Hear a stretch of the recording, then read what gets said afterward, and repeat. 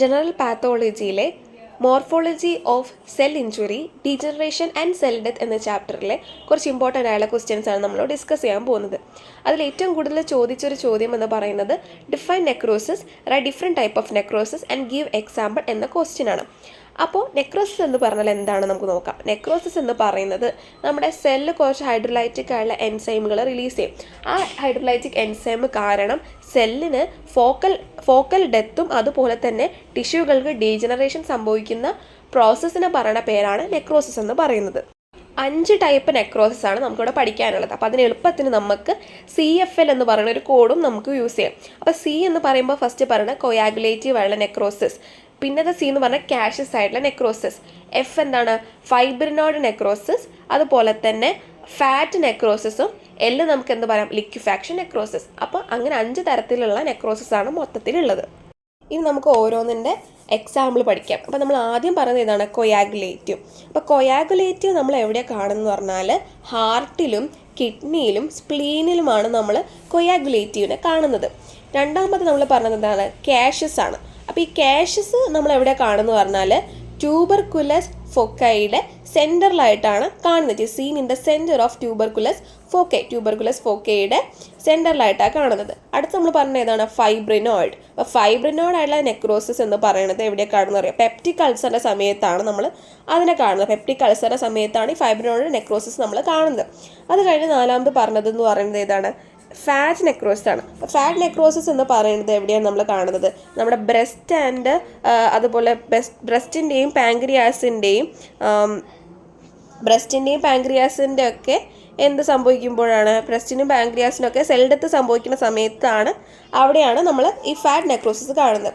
അഞ്ചാമത് നമ്മൾ പറഞ്ഞതെന്ന് വെച്ചാൽ ലിക്വിഫാക്ഷൻ. അപ്പോൾ ഈ ലിക്വിഫാക്ഷൻ നെക്രോസിസ് നമ്മൾ കാണുന്നത് എപ്പോഴാണെന്ന് പറഞ്ഞാൽ ആബ്സസ് ആയുള്ള ക്യാവിറ്റീസ് ഉള്ളപ്പോഴും ഇൻഫാക്ട്സ് ഉള്ളപ്പോഴുമാണ് നമ്മൾ ഈ ലിക്വിഫാക്ഷൻ നെക്രോസിസ് കാണുന്നത്. ഇനി അതിൻ്റെ കോസസ് ആണ് പറയാൻ പോണത്. നമ്മൾ പറഞ്ഞു ബാക്ടീരിയൽ ആയുള്ള ബാക്ടീരിയ കാരണം അതുപോലെ കെമിക്കൽ ഏജൻസ് കാരണവുമാണ് മെയിൻലി ബ്ലോക്കേജ് വരുന്നത് ബ്ലഡ് ഫ്ലോയ്ക്ക് നമ്മൾ പറഞ്ഞു. അപ്പോൾ അതിൽ ബാക്ടീരിയൽ ഇൻഫെക്ഷൻസിൻ്റെ എക്സാമ്പിൾ എന്ന് പറയുന്നത് ഡിഫ്തീരിയം, അതുപോലെ തന്നെ വേറെന്താ പറഞ്ഞിട്ടുള്ളത് ബേസിലറി ഡിസെൻട്രി ആണ് പറഞ്ഞിട്ടുള്ളത്. അതുപോലെ തന്നെ കെമിക്കൽ ഏജൻസ് ആണെങ്കിൽ എക്സാമ്പിൾ മെർക്കുറിക് ആയിട്ടുള്ള ക്ലോറൈഡാണ്. പിന്നെ ഇസ്കീമിയയും ഒരു കോസായിട്ട് വരുന്നുണ്ട്. It's most common. ഇസ്കീമിയാണ് മോസ്റ്റ് കോമൺ ആയിട്ട് വരുന്നത്. ബാക്ടീരിയൽ ആയിട്ടുള്ള ഇൻഫെക്ഷൻസ് ഡിഫ്തീരിയം, അതുപോലെ തന്നെ ബേസിലറി ഡിസെൻട്രി ആൻഡ് നമ്മുടെ കെമിക്കൽ ആയുള്ള ഏജൻസിന് എക്സാമ്പിൾ മെർക്കുറി ക്ലോറൈഡ് ആണ്. ഇനി നമുക്ക് അവരുടെ പാത്തോളജി പറയാം. അപ്പോൾ ഏർലി സ്റ്റേജസിലൊക്കെ നമുക്ക് എങ്ങനെയാണ് ഈ നമ്മൾ ഗ്രോസ്ലി നെക്രോട്ടഡ് ആയിട്ടുള്ള ടിഷ്യൂകൾ നമുക്ക് കുറച്ച് പെയിലായിട്ടും കുറച്ച് വിളറിയ രീതിയിലും ഫേമായിട്ടും കുറച്ച് സ്വെള്ളൺ ആയിട്ടുള്ള രീതിയിലാണ് ആദ്യത്തെ സ്റ്റേജുകൾ നമുക്ക് കാണാൻ പറ്റുന്നത്. അപ്പോൾ കുറച്ച് വിളറിയ രീതിയിൽ പെയിലായിട്ടും ഫേമായിട്ടും അതുപോലെ തന്നെ കുറച്ച് സ്വെള്ളൺ ആയിട്ട് കാണുന്നത്. ലേറ്റസ്റ്റ് സ്റ്റേജുകളിൽ അതൊരു യെല്ലോ കളറായിട്ട് മാറുകയും കുറച്ചും കൂടി ഷ്രങ്കൺ ചെയ്തിട്ടെന്ന് വെച്ചാൽ ഒന്ന് ചുരുങ്ങിയ രീതിയിൽ നമുക്ക് കാണാൻ പറ്റും എന്നാണ് പറയണത്. അതാണ് അടുത്ത സ്റ്റേജുകളിൽ കാണുന്നത്. അപ്പോൾ ആദ്യം നമ്മൾ പറഞ്ഞു പെയിലായിട്ടും ഫേമായിട്ടും അതുപോലെ തന്നെ സ്വെള്ളനായിട്ടാണ് കാണുന്നത്, വീർത്ത രീതിക്കാണ് കാണുന്നത്. പിന്നെ കുറേ കഴിഞ്ഞാൽ അത് യെല്ലോയിഷ് കളർ ആവുകയും അതൊന്ന് ചുരുങ്ങുകയും ചെയ്യും, ഷ്രിങ്കൺ ആവുകയും ചെയ്യും എന്നാണ് പറയണതാണ് നമ്മുടെ പാത്തോളജിയിൽ പറയുന്നത്. മൈക്രോസ്കോപ്പിക് ആയുള്ള എക്സാമിനേഷനിൽ എന്താ പറയണമെന്ന് വെച്ചാൽ ടോം സ്റ്റോണുകളായി മാറും നോർമൽ സെല്ലുകളിൽ നിന്നും. പിന്നെ അവർ സ്വെള്ളനാവുകയും ഈസ്നോഫിലിക്കായി മാറുകയും ചെയ്യും എന്നാണ് പറയുന്നത്. അപ്പോൾ നമ്മൾ ഇത്രയും നേരം പറഞ്ഞത് എന്താണ് നെക്രോസിസ് എന്ന് പറയുന്നത് നമ്മുടെ സെല്ലുകൾ കുറച്ച് ഹൈഡ്രോലൈറ്റിക് എൻസൈമുകൾ ഉണ്ടാക്കും. ആ ഹൈഡ്രോലൈറ്റിക് എൻസൈമുകൾ കാരണം ഫോക്കസ് ആയിട്ട് ഡെത്തും അതുപോലെ തന്നെ ഡീജനറേഷൻ ഓഫ് ദ ടിഷ്യൂസ് സംഭവിക്കുന്ന പ്രോസസ്സിന് നമ്മൾ പറയുന്ന പേരാണ് നെക്രോസിസ്. അതിൽ 5 ടൈപ്സ് പറഞ്ഞു. കൊയാഗുലേറ്റീവ് പറഞ്ഞു, കേഷ്യസ് പറഞ്ഞു, ഫൈബ്രിനോയിഡ് പറഞ്ഞു, അതുപോലെ ഫാറ്റ് നെക്രോസിസ് പറഞ്ഞു ആൻഡ് ലിക്വിഫാക്ഷൻ നെക്രോസിസ് പറഞ്ഞു. അതിലാദ്യം നമ്മൾ പറഞ്ഞത് ആണ് കൊയാഗുലേറ്റീവ് നെക്രോസിസിന് എക്സാമ്പിൾ നമ്മൾ പറഞ്ഞു എവിടെ കാണുന്നത്, നമ്മുടെ ഹാർട്ടിലും സ്പ്ലീനിലും അതുപോലെ തന്നെ കിഡ്നിയിലുമാണ് കാണുന്നത് നമ്മൾ പറഞ്ഞു. പിന്നെ നമ്മൾ പറഞ്ഞത് ഇറിവേഴ്സിബിൾ ആയിട്ടുള്ള ഒരു സെൽ ഇഞ്ചുറി ആണ്, നമുക്ക് മാറ്റാൻ പറ്റാത്തതാണ്. എന്തുകൊണ്ടാണ് സംഭവിക്കുന്നത്, ഡ്യൂ ടു നമ്മുടെ ബ്ലഡിൻ്റെ ബ്ലോക്കേജ് സംഭവിക്കുന്നു ബാക്ടീരിയൽ അല്ലെങ്കിൽ ബാക്ടീരിയലും അതുപോലെ തന്നെ കെമിക്കൽ ആയിട്ടുള്ള ഏജൻസ് കാരണം എന്ന് പറഞ്ഞു. അതിൽ നമ്മൾ പറഞ്ഞു ബാക്ടീരിയൽ ആയിട്ടുള്ള പിന്നെ കോസസ് കാരണം പറയണ ഒന്ന് ഇസ്കീമിയ പറഞ്ഞു, ബാക്ടീരിയൽ ആയിട്ടുള്ള ഇൻഫെക്ഷൻ ഡിഫ്തീരിയം അതുപോലെ ബാസിലറി ഡിസെൻട്രി പറഞ്ഞു, അതുപോലെ തന്നെ കെമിക്കൽ ഏജൻറ്റ്സ് മെർക്കുറി ക്ലോറൈഡും പറഞ്ഞു. പിന്നെ നമ്മൾ പറഞ്ഞ പാത്തോളജിക്കലി നമ്മൾ പറയുകയാണെങ്കിൽ ആദ്യത്തെ സ്റ്റേജുകളിൽ നമ്മൾ പറയുകയാണെങ്കിൽ അവർ കുറച്ച് സ്വള്ളനായിട്ടും ഫേമായിട്ടും പെയിലായിട്ടാണ് കാണുന്നത്. ലേറ്റർ സ്റ്റേജുകളിൽ അവർ യെല്ലോയിഷ് ആവുകയും അതുപോലെ ഷ്രങ്കൺ ആവുകയും ചെയ്യുന്നു പറഞ്ഞു. മൈക്രോസ്കോപ്പിക്കലി നമ്മൾ പറയുകയാണെങ്കിൽ അവർ ടോം സ്റ്റോണുകളായി മാറും. അതുപോലെ തന്നെ അവരൊരു എന്താ പറയുക ഈസ്നോഫിലിക് ആയിട്ട് ചേഞ്ച് ചെയ്യുകയും സ്വള്ളനായി മാറുകയും ചെയ്യും. ഇതാണ് നമ്മൾ മൈക്രോസ്കോപ്പിക് ആയിട്ട് പറഞ്ഞത്. അപ്പോൾ ഇത്രയാണ് നമ്മൾ കൊയാഗുലേറ്റീവ് ആയുള്ള നെക്രോസിസ്.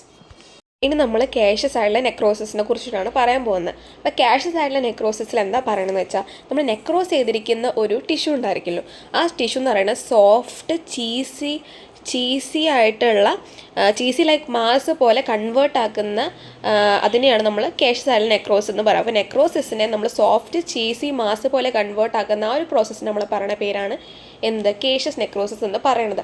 അപ്പോൾ അത് മെയിൻലി എവിടെയാണ് നടക്കുന്നത് വെച്ചാൽ നമ്മുടെ ട്യൂബർകുലസിൻ്റെ ഗ്രാനുലോമ അതിലാണ് നമ്മൾ ഇത്തരത്തിലുള്ള ക്യാഷ്യസ് ആയിട്ടുള്ള നെക്രോസിസ് കാണുന്നത്. അപ്പോൾ ഇവിടെ ബോത്ത് ലിക്വിഫാക്ഷൻ നെക്രോസിസും അതുപോലെ കൊയാഗുലേഷൻ നെക്രോസിസിൻ്റെ പ്രോപ്പർട്ടീസും കാണിക്കുന്നുണ്ട് എന്നാണ് പറയുന്നത്. ഇനി ഗ്രോസ്ലി നമ്മൾ നോക്കുകയാണെന്നുണ്ടെങ്കിൽ ഫോക്കി ഓഫ് ക്യാഷ്യസ് നെക്രോസിസ് എന്ന് പറയുന്നത് ഡ്രൈ സോഫ്റ്റ് ആയിട്ടും അതുപോലെ തന്നെ ഒരു യെല്ലോയിഷ് ആയിട്ടുള്ള കളറായിട്ടാണ് കാണുന്നത്. ഗ്രാനുലർ ആൻഡ് യെല്ലോയിഷ് ആയിട്ടാണ് കാണുന്നത്.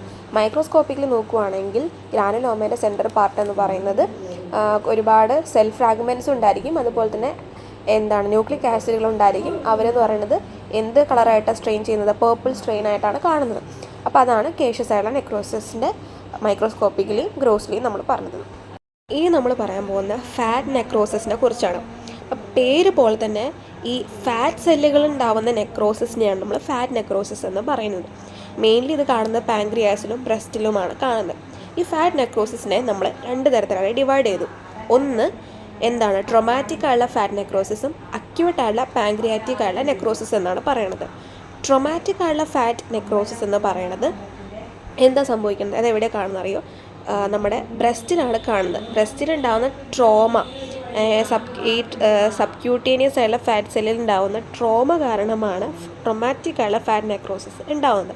ഇനി അക്യൂട്ടായുള്ള പാൻക്രിയാറ്റിക് നെക്രോസിസ് എന്ന് പറയുന്നത് പാൻക്രിയാറ്റിക് ആയുള്ള ലിപ്പേസിൻ്റെ റിലീസ് കാരണം ഇൻജോർഡ് ആയ സെല്ലുകളിൽ നിന്നും പാൻക്രിയാറ്റിക് ലിപ്പേസിൻ്റെ ഈ റിലീസ്, അങ്ങനെയാണ് അക്യൂട്ട് പാൻക്രിയാറ്റിക് ആയുള്ള നെക്രോസിസ് ഉണ്ടായിരിക്കണം.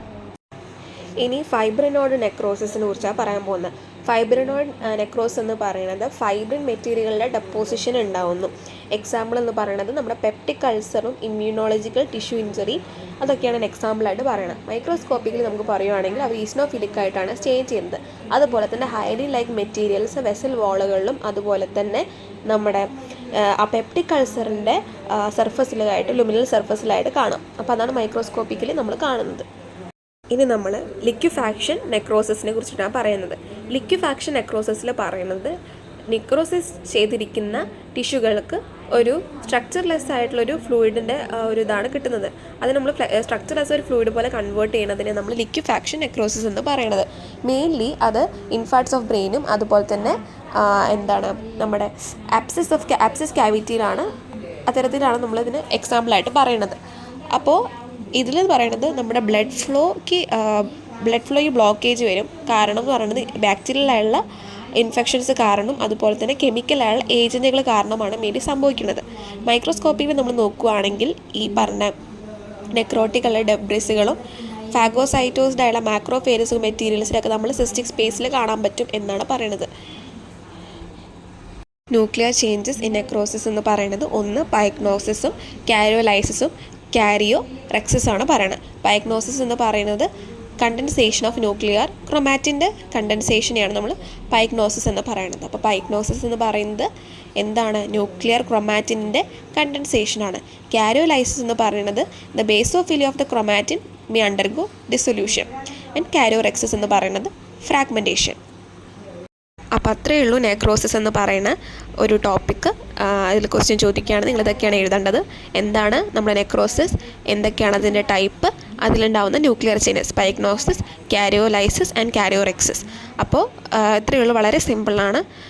അപ്പോൾ മറ്റൊരു ക്വസ്റ്റ്യനായിട്ട് നമുക്ക് അടുത്ത വീഡിയോയിലേക്ക് വരാം. അപ്പോൾ നിങ്ങൾക്ക് എല്ലാവർക്കും മനസ്സിലായി എന്ന് വിശ്വസിക്കുന്നു. So thank you.